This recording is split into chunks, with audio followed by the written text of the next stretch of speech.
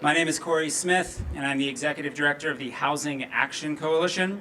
It is great to see so many pro-housing people and people who say yes to housing out here today. And all of us share a fundamental belief that everybody deserves a safe, quality, affordable place to live. And we know that the process of building housing in San Francisco is outdated, time-consuming, and flat-out broken, which is why we are so excited that Mayor London Breed, Supervisor Joel Engardio, and Supervisor Matt Dorsey have introduced a pivotal piece of legislation to start addressing that problem. San Francisco needs to build more housing, a minimum of 82,069 units over the next 8 years to be exact.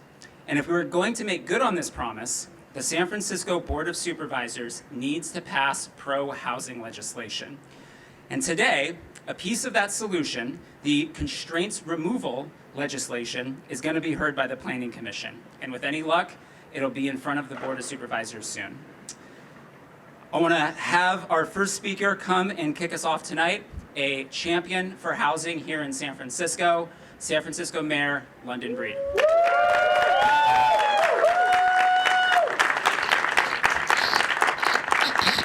Corey, you must have been up late last night because it's the daytime right now. You see, he has on shades. Who knows what he was doing? The residual effects of pride in San Francisco, right? We like to have a good time when we can. Well, thank you all so much for being here. We're here with a number of housing advocates and various groups who continue to push for housing reforms in the city and county of San Francisco. Some of you remember a few years back when State Senator Scott Wiener introduced SB 827. And when I was running for mayor at the time, so many people said, you can't support this. People on the West Side are going to be opposed to it. And I was one of the only persons running for mayor to support it. And when I went to the West Side, and in fact, there were a lot of people that were not happy with the fact that I was supportive of this, but I asked the audience at the Irish Cultural Center, how many of you were born and raised in San Francisco and grew up in this city, been here for about 40, 50 years? All the hands went up like, yes, I'm a proud San Franciscan, like this lady down here in the green shirt. Then I asked, how many of you raised your kids in San Francisco? And it was like, yes, I raised my kids. They went to Galileo High School. My kids grew up in San Francisco. Then I said to the audience, how many of your kids still live in San Francisco? And then the room got quiet. Hardly anybody raised their hand. The fact is, so many people have had the ability to live in this city for many generations and is oftentimes the only reason why they can still afford to live here. But we have failed. We have failed to be as aggressive as we know we need to be to build more housing in San Francisco to ensure that not only could people who are struggling to afford to live here can stay here, but what happens to the next generation?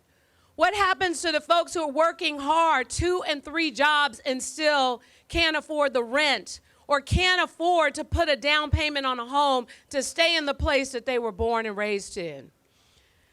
We have to get out of our own way.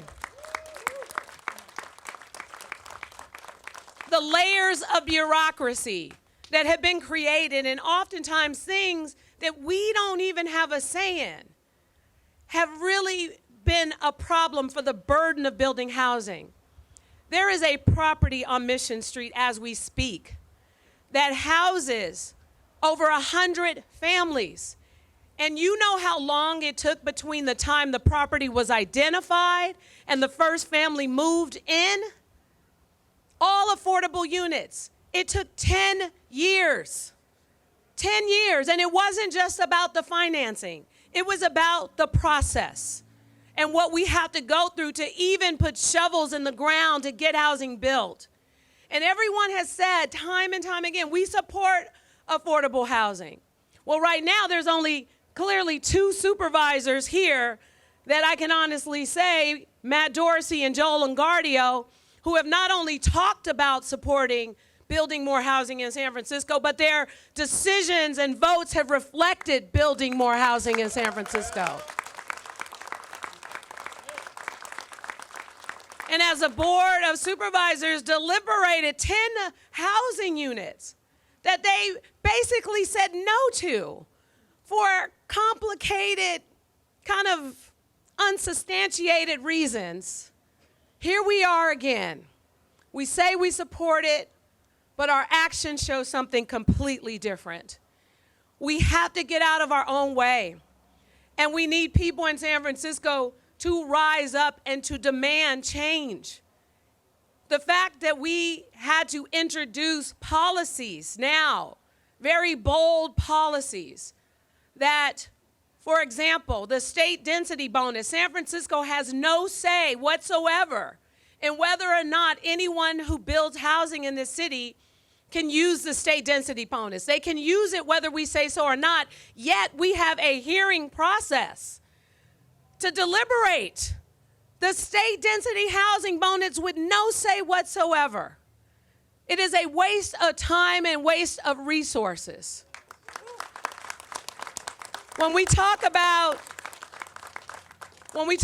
converting even office buildings downtown, we know that some of the requirements are different when you're talking about building new housing. So some of the outdoor requirements don't make sense for that. And the fact that we have to go through a conditional use to debate that is not necessary. When we have housing laws that exist, that are already a part of various neighborhoods, when we have height limits and recess back from the side, all these things are in place. Why are we still deliberating on whether or not these units can be built in the first place? We have created laws for the sake of having laws. We have created policies for the sake of having policies and looking like we're doing something. And right now, we need to make changes so that we actually are doing something, and that is speeding up housing production in San Francisco. The city has over 50,000 units that have already been approved. Park Merced on the west side of town was approved before I was even on the board of supervisors and hasn't even started. We got over 30,000 units in the pipeline. We have the ability to do this, but we have to create bold policies to get out of the way to make it happen. The state is requiring the city to build 82,000 units in the next 8 years. We can't even build 5,000 units a year. And we can't do that not just because of the money, but because of our policies. Today at the planning department, we want to see change. And when this legislation goes to the Board of Supervisors, we want to see change. I am tired of making promises that we're going to get housing built in this city only to have obstructionists get in the way and stop these projects because they don't want to block their view or because they don't want to see affordable housing with low-income residents in their neighborhood. Enough is enough. Let's get it done, and let's get it done today.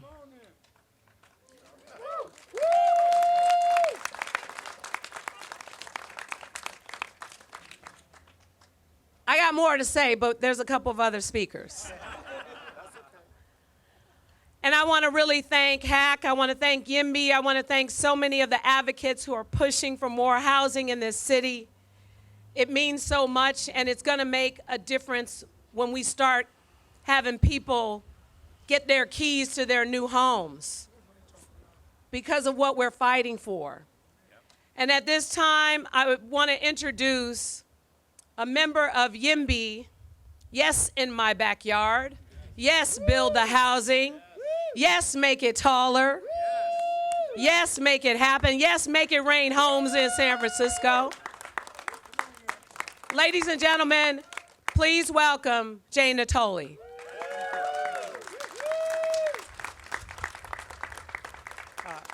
I don't know how you follow that. Thank you to Mayor Breed. As she mentioned, my name is Jane Natoli. I'm the San Francisco Organizing Director for YIMBY Action. As YIMBYs, we're proud to be out here today supporting Mayor Breed, Supervisor Engardio, and Supervisor Dorsey's legislation to speed up the production of housing. We want to make it more consistent throughout the city while also allowing for more varied types of homes, and we want to incentivize affordable housing. This legislation does all of that. A core tenet of YIMBY organizing is to make it easier and more predictable to build homes. By eliminating unnecessary hearings and notifications and creating more uniform rules, this legislation does just that. Even when projects comply with our own rules and standards, as we have seen this week, we go through a burdensome process. It's a lot of notifications, it takes planning a long time. We take away the ability for the department to focus on what's in their name, planning. As a friend of mine likes to say, it's not the Department of Reacting, it's the Department of Planning. That's what they should be doing. For too long, we've allowed people to abuse our system, arguing over minor aspects of their neighbor's home renovation through long and drawn-out processes. We're empowering nosy neighbors and high-powered lawyers more than we empower people who are trying to add a bedroom for their growing family or add an ADU for their multi-generational household.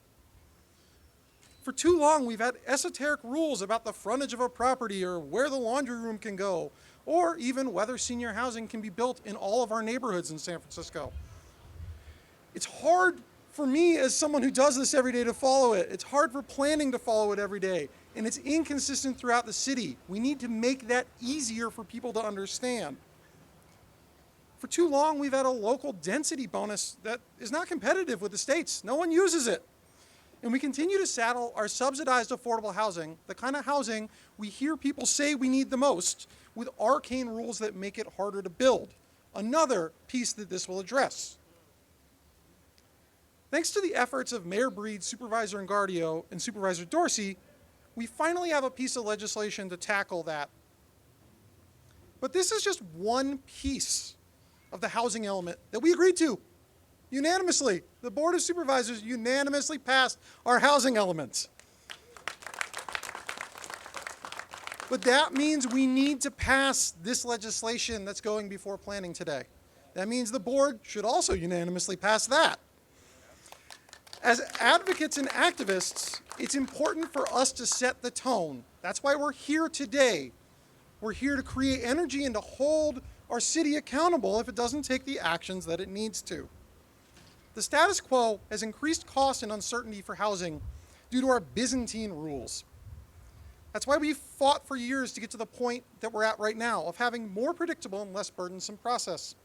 That's why we're going to keep showing up to get the implementation of our housing element across the finish line, and that's how we're going to get to 82,000 homes in the next 8 years. Thank you to everybody for showing up today. It's my honor to now introduce District 4 Supervisor Joel Engardio. Thank you. I'm Joel Engardio. I represent the Sunset District. So I went to Paris with my husband a few years ago. We walked down the tree-lined streets and enjoyed the sidewalk cafes, and I barely noticed there were 6-story apartment buildings everywhere. And I didn't leave Paris thinking it's a terrible place because of all that housing density. I only remembered the wonderful ground floor bistros and not the building height. So I wonder, can we bring the spirit of Paris to San Francisco? Now, I don't propose turning our city into Paris. We'll always be uniquely San Francisco. But we don't have enough housing for our teachers, first responders, and the next generation of families. Why not? Because we haven't built enough housing to match decades of demand. And that results in something sad. What happens when people want to get married or have a kid? Too often, they move out of San Francisco. We have to say goodbye to our family and friends. And seniors don't get to see their adult children or grandchildren. So that's why we need to embrace the spirit of Paris. We need to build more 6-story apartments, 5 stories of housing above a cafe, grocery, senior center, childcare, everything that all residents in a neighborhood will benefit from. And we have the concept. It's called domicity, short for domiciles in the city. It's ideal for West Side neighborhoods. Domicity would fit on a transit corridor or any corner lot. Domicity returns areas of the West Side to its original intention. You see, beautiful 5- and 6-story apartment buildings from the Art Deco era were built on West Portal Avenue and Irving Street a century ago. Domicity goes back to the future to solve San Francisco's housing needs. It's going to help the adult children and grandchildren of longtime residents stay in San Francisco. It's going to give seniors more options. They can downsize to elevator buildings and age safely without having to leave their neighborhood. So it's in this spirit that I have co-sponsored legislation with the mayor to make it easier to build housing like Domicity, to remove the constraints around building the housing we desperately need for young families and seniors. Now, many of the people opposed to this legislation already have a home in San Francisco. Why are they opposing the ability of the next generation to have a home?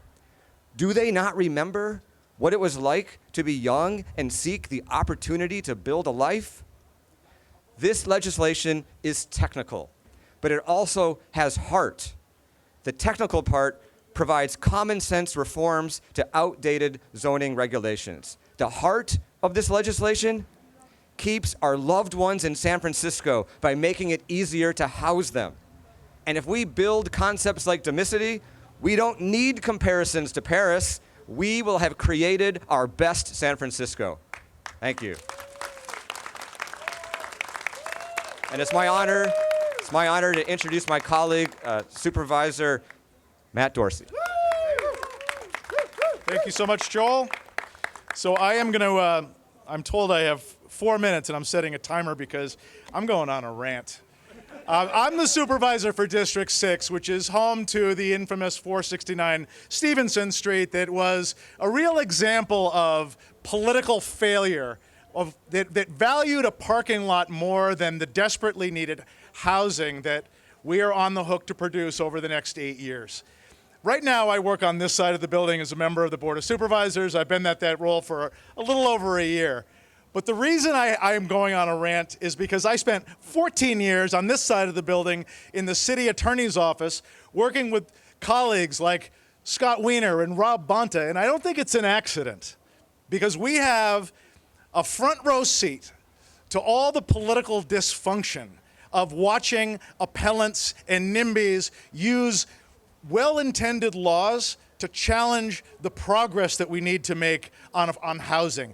The reason that we can't solve problems is because people are misusing well-intended laws, and that's why we're in the problems that we're in right now. That's why I am so appreciative to Mayor London Breed and my colleague Joel Engardio for the legislation that we're proposing today that is going to streamline processes, make needed changes to our zoning map, remove constraints, and finally fulfill the promise of what we're supposed to be doing in our housing element. For those of you who don't know, I'm just going to tell you, we throw around terms like housing element. There's a law in California that every 8 years municipalities have to update their general plan. And the portion of that applies to housing is called the housing element. The housing element we passed just recently is the most progressive public policy in my years, 20 plus years of working in city government in San Francisco. This is centered on racial and socioeconomic equity. It is about identifying the wrongs and, more importantly, righting the wrongs. This is the work that we have to be doing, not just to solve these problems, but to fulfill the promise of what the city and county of San Francisco, the city of St. Francis, should be. What we saw this week at the Board of Supervisors was an appellant who invited the Board of Supervisors to consider that there is a project where everybody who touched it, everybody in city government, all the career professionals from the city attorney's office, which was wrong on CEQA apparently, the fire marshal that was wrong on fire safety, our environmental planner wrong on how that works, our soils engineer from the Department of Public Health, career professionals, all of them were wrong It was like a perfect storm of error that the Board of Supervisors, with our expertise in these disciplines, was invited to fix. That it shouldn't be this way, and I'm really grateful to the mayor. I'm grateful to Hack, to YIMBY, to everybody for doing this. And with that, I'm coming in on time. Thank you so much, everybody. Next up, Irving Gonzalez. Oh, I'm sorry. My apologies. All right. Oh, good. No, it's now afternoon, and I'm so glad to see all you here. I am Irving Gonzalez.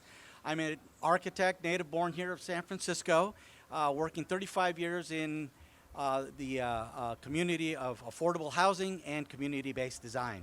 I'm also the former chapter president of the American Institute of San Francisco here in San Francisco, and I am the current board chair of Mission Housing Development Corporation. So I mentioned all of that. Oh, go ahead. Yeah, absolutely. Yeah, no, I'm proud. I'm proud. I mention all of that because I do have a unique perspective that allows me to see behind the curtain about how housing is delivered in this city, or I should say how it is not. It's not a pretty picture. So in that regards, let me share with you today why this legislation matters to me. So now I'm going to have to read this so that I get it all right. As an architect, a member of the San Francisco community, I'm frustrated with how long it takes and costs to build housing in this city. I am optimistic, however, because the current state legislation, as well as the proposed legislation that we're all about to support here, is a further incentivization to the process and policy to be able to deliver housing throughout the city by removing these obstacles. We have our clients' projects stalled indefinitely, and they balloon in cost. So that doesn't help our housing situation or its affordability, especially for workforce housing of those that serve our communities, neighborhoods, and you. And in fact, I had a very good conversation. There he is with this gentleman back here who shared with me what it's like for many people that are unhoused. So it was great to talk to him. But it also provides perspective. Let's keep in mind that people matter as much as the buildings we design, and that's an integral part of the quality of life here in San Francisco. Improve their lives, improve our city. And let's keep, and housing must be a right and not a privilege of the few or a lengthy, arduous process. We all deserve to be housed, and housing should be readily achievable. And we can do it. It's within our power. So how do we achieve this? Great news. You're here. That's part of it. It's where there's a will, there's a way. First and foremost, let's remove the impact fees for 100% affordable housing that use a density bonus. Yeah. It makes no sense for the city to lend money to our nonprofit housing developers and then in turn come back around and say, okay, here are the fees you now have to pay, okay? All of that, hundreds of thousands of dollars could be more units for more people. Woo. Remember the days when we used to, have to provide all this parking? Well, we're a transit-based city. We're only 45 square miles. So that allows us to remove the parking, which allows us to provide more housing. So this is that next step. Secondly, and there are more ways that others can speak to and have, is removing the burden of conditional use requirements and securing entitlements to a new housing development and place new housing throughout the city. It was great to hear about Eugene Liu and Domesticity from our supervisor. Great concept. This means fewer and unnecessary hearings for our housing, reducing the amount of time it takes to get new housing approved. And as we know, time is money. Let's spend it wisely and with the intention of getting folks homes and keeping them there. Each and every one of us can make a difference for the greater good. So with that, because I know there are other speakers here, let me introduce Amy Fryman from Spur.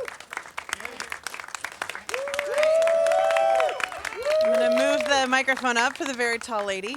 All right, so I'm the last speaker today, and my order was to get everyone really hyped up to go in for public comment today and get this damn thing passed.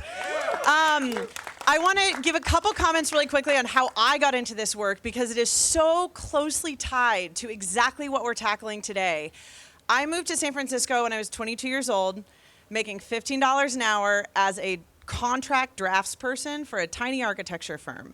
And I came in super naive and I heard, hey, San Francisco is a renter city. This is a welcoming city. This is a sustainable city. And I quickly learned that we can say that out of one side of our mouth, but our actual laws and our actual processes and the actual way that things work mean that some random nearby homeowner can say, no, not like that, you can't do that, and they can veto it. And we as the city have not just allowed that, we have created that. We are responsible for that. We have empowered people because we have created those tools, and we have the power to undo them. And so for the last 7, 8, 9 years, the YIMBY movement has been springing up, and we have been building political will, and we have been trying to help champion the work from leaders like Mayor Breed and leaders like Senator Scott Wiener, who was behind all the state laws that made this required and high profile and prominent and possible today. And supporting leaders like Joel Engardio and Matt Dorsey's leadership on housing, representing opposite neighborhoods across the city. Representing parts of the Tenderloin and Soma and Treasure Island all the way out to the outer Sunset, and saying that what we can unify behind is that we need more housing supply and we are doing this wrong. And finally accepting that for decades, San Francisco has uncritically suffered the consequences of our own hypocrisy when it comes to housing. And we have let ourselves get away with saying we have certain values and not actually following through on them, and otherwise doing the opposite. And it is long time past when we need to spend our resources on stopping undermining our own work. We do all the planning, and then we say, no, not like that. We pass a bunch of the policies, and then we say they don't have to be enforced. We say we want something, and then we let random groups that do not represent the values of San Francisco undo that work. And now we have a requirement from the state that we need to get our shit together and we need to undo these policies. And if we don't pass this out at Planning Commission and Land Use Committee at the Board of Supervisors and the full Board of Supervisors, and then pass the dozen ordinances that are gonna come after it for rezoning and all these other policies and processes that are in the housing element, San Francisco, as a city, risk losing hundreds of millions of dollars in affordable housing money, in public transportation money. We risk losing our local control over permitting and zoning in many cases because we have proven that if we can't fix this stuff, that we are not competent enough and should not be responsible for doing that. We put ourselves at legal liability of the state attorney general suing the city of San Francisco and making City Attorney David Chu defend the way that we've been doing things and the fact that we don't need to be following state laws for our hand in the housing crisis. And so I just want to thank everyone here today. Thank you, Mayor Breed and your administration, for the courage and clarity to not just do this at the minimum level, but do this right and set leadership all throughout the state of California about what the most aggressive and clear-headed housing element can be. And thank you for the members of the Board of Supervisors today that are hitching their wagon to that because they want to be on the right side of this. And I hope the rest of the Board of Supervisors can hear today that we are watching how you handle these following months and the coming years when it comes to housing element legislation, because the consequences are in your hands if these ordinances do not pass with the clarity and rigor that they were originally introduced. And so with that, I just want to close out today. Thank you everyone for coming. Thank you for all the people that took off work today. All of this work started by people playing hooky on their lunch break and coming for public comment to expose the hypocrisy of how San Francisco has gotten away with not matching our policies to our values for so long. And we're gonna tie up that bookend and hopefully have this be one of the last hearings where we have to do that, because this legislation is what's gonna make it so that the default is that good housing projects get approved. Thank you.